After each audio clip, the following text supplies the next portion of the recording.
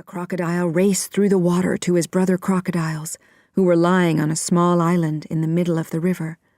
He called to his friends that he had caught a hunter for their dinner and invited them all to come and enjoy the meal. Crocodiles suddenly appeared from every side and crowded round the hunter, moving their heads and tails from side to side and making hungry noises. "Wait!" shouted the hunter. "I helped your friend. He lost his way and I helped him. And now he's going to eat me. I ask you, is this fair?" The crocodiles replied, "Let's see if it's fair. You must get 4 opinions on this question, and then we'll decide." Just then, an asubi, a colored mat, floated down the river. It was old and torn. The hunter shouted to the asubi, "Asubi, please help me." "What's wrong?" the mat shouted back. The hunter told the asubi what had happened, and then asked, "Do you think this is fair?"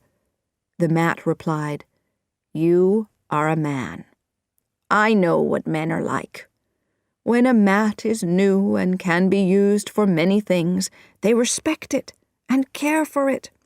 They keep it clean and put it away carefully when they have finished using it. But when a mat is old, they forget that it used to be their friend. They throw it away. They throw it into the river. You ask me if life is fair. Life is not fair. You will be fortunate if the crocodile treats you as well as men have treated me." The mat floated away down the river. The crocodile turned to the hunter and asked, "Did you hear that? Did you hear what the asubi said?" Then an old torn piece of cloth came floating down the river. The hunter cried, "Cloth, please help me." "What's wrong?" the piece of cloth shouted back. The hunter told the piece of cloth what had happened, and then asked, "Do you think this is fair?" The piece of cloth replied, "You are a man. I know what men are like. While a cloth is young, bright, and colorful, they wrap it around their bodies. They believe that the beauty they see in the mirror is their own and not the cloth's. They say, 'Look at me. See how beautiful I am.' But it is the cloth that is beautiful, not them. And the people know this, although they will not admit it, because they fold the cloth up carefully to keep it beautiful when they are not using it. But as soon as the cloth is old, they forget how it used to make them beautiful. They throw it in the river. You ask me if life is fair. Life is not fair. You will be fortunate if the crocodile treats you as well as men have treated me." The piece of cloth then floated away down the river. The crocodile asked, "Did you hear? Did you hear what the cloth said? What do you think now?" A horse came down to the riverbank to drink.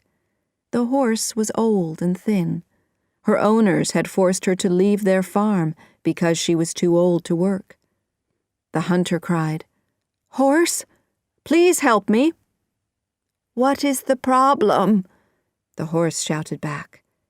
The hunter told the horse what had happened and then asked, "Tell me, do you think this is fair?" The horse replied, "You are a man.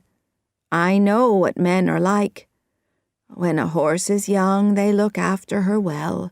She has a warm home. The boys brush her and give her the best grass.